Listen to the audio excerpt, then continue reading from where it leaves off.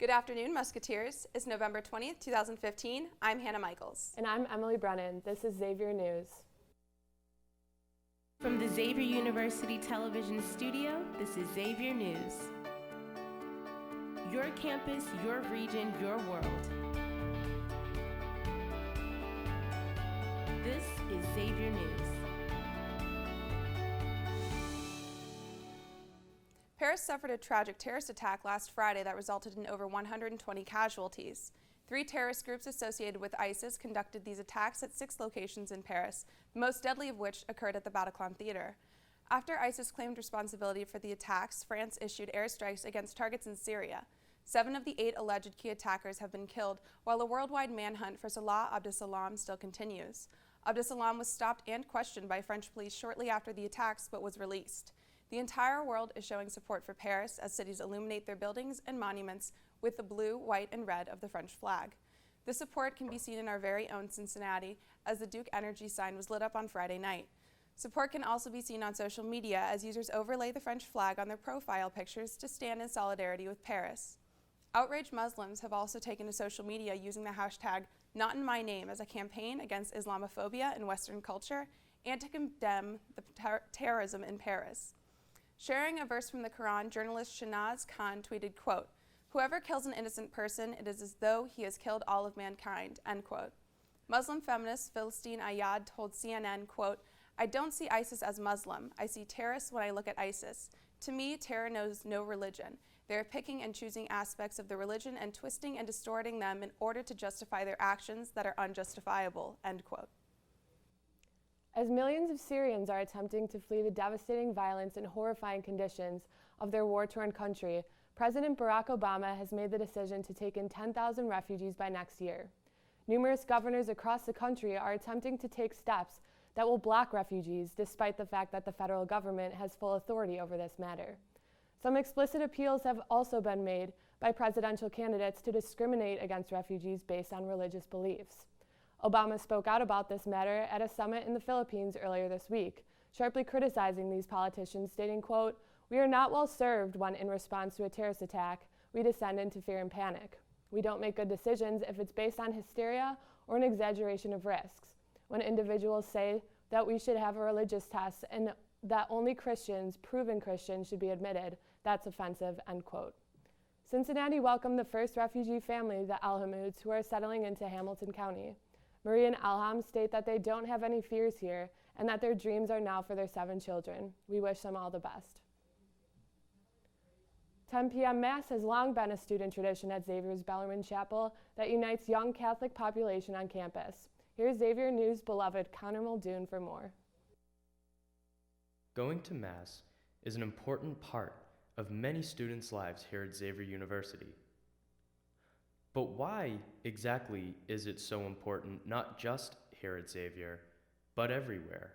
In one sense, our coming together on Sundays to meet God sends us out to build community and to help people. Mass here serves the same purpose that Mass does in the basic parish church. It gathers us together to come into contact with God, to thank God for the gifts that we have, to pray for help, and then it sends us out to be with each other and to serve. The 10 p.m. Mass at Bellarmine Chapel is completely student-run, and it emphasizes community. Students will be seen praying together, consuming the body and blood together, and also singing together.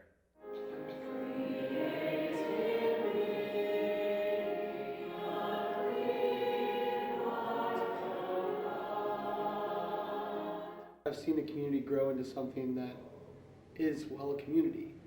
It's put together, everyone's there, everyone hugs each other, everyone smiles, laughs, and it's a little different vibe than the 4 p.m. Mass. That brings the entire community together, and we are connected in that sense. This worship is very special to so many students and faculty members at Xavier University. Reporting for Xavier News, this is Connor Muldoon. Same-sex marriage is now legal in Ireland.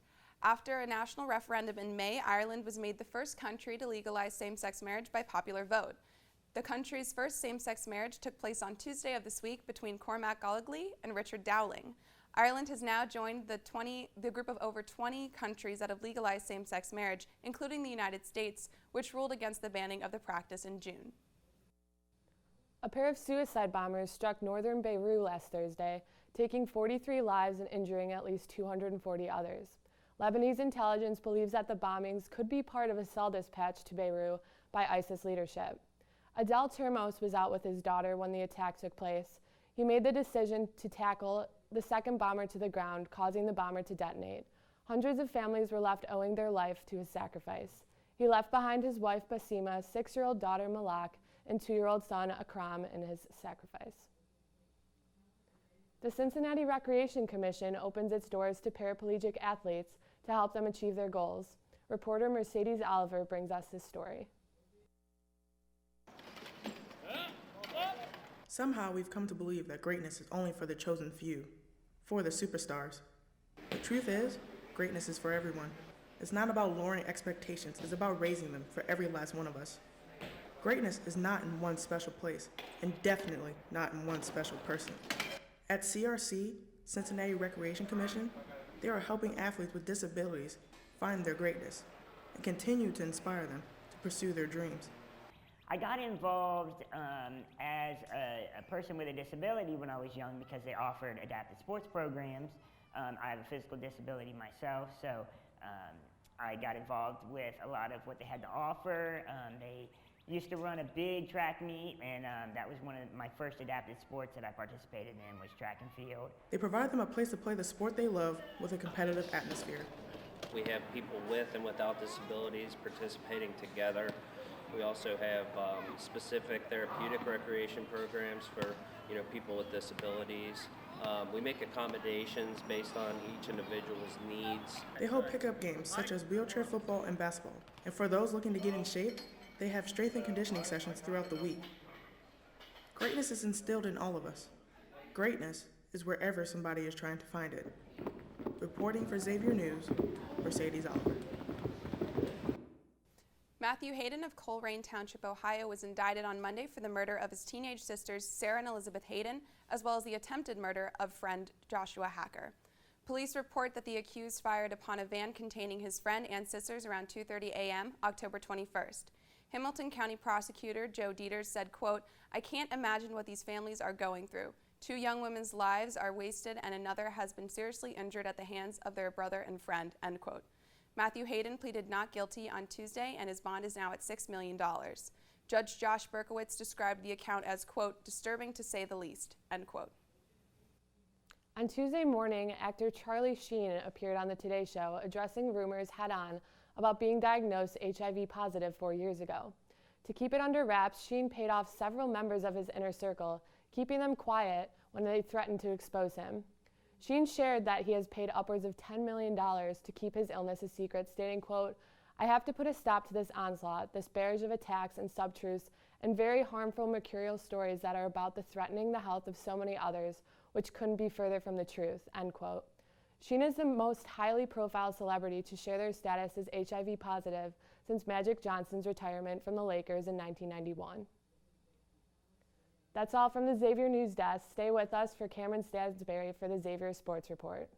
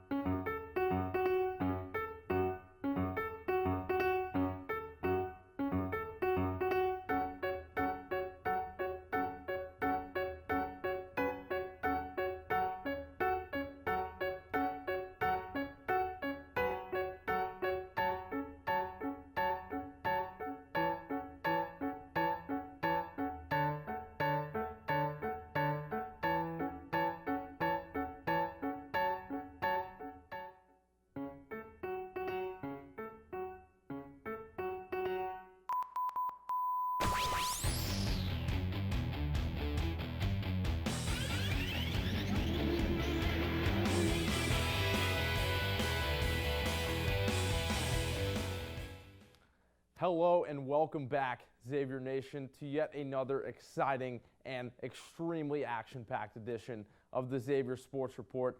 My name is Cameron Stansberry. We got a lot to go over. Here we go. Exactly 1 week ago marked the season opener for the Xavier men's basketball team. Kicked off at home against the Red Hawks of Miami, Ohio. This game was back and forth, both teams trading buckets and leads. It was a highly competitive contest that took a 10-0 run late in the second half by the Musketeers to finally put Miami away and score an 81-72 victory in front of a sold-out home crowd here at the Centos Center. Redshirt freshman Edmund Sumner led the way with 19 points, while big man Jalen Reynolds recorded his fourth double-double of his career with 16 points and 15 big boy rebounds. Let's not stop there, Musketeer fans, as the team followed up their season opener with yet another big-time win against the Missouri Tigers, 78-66 this past Tuesday night. Victory marked 2 in a row for the squad as they travel to Ann Arbor tonight to take on the Wolverines of Michigan. Xavier Nation will be sure to tune in at 9 o'clock, and we wish the team best of luck on the big game. Longtime Xavier Associate Athletic Director for Communications Tom Iser was awarded with the Cincinnati Professionals Network's Lifetime Achievement Award at the CSPN Awards Banquet this past Wednesday night. Upon receiving the award, Iser said, quote, "It has been a privilege to share in the thousands of memorable moments in the tremendous growth of the athletic department and the entire university here at Xavier," end quote. The entire Xavier community thanks Tom for his now 30 years of service as the director of the Athletic Communications Office and his integral role in the publicity and marketing of the university.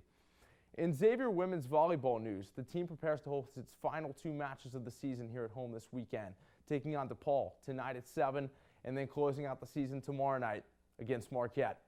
Team currently sits at 16-11 overall and boasts a 12-4 record in Big East play, which is tied for second best in the conference.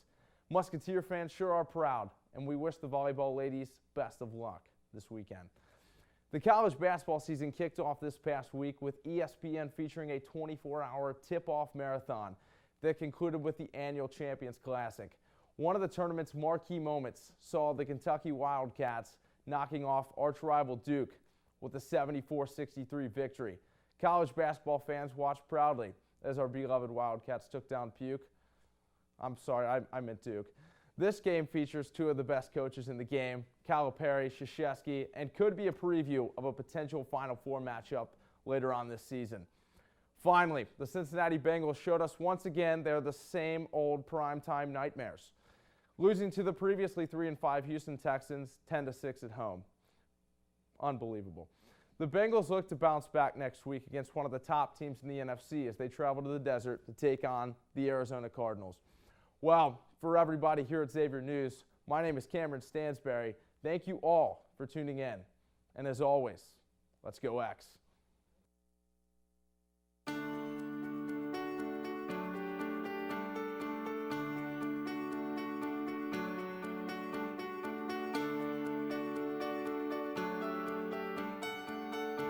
This is Xavier News.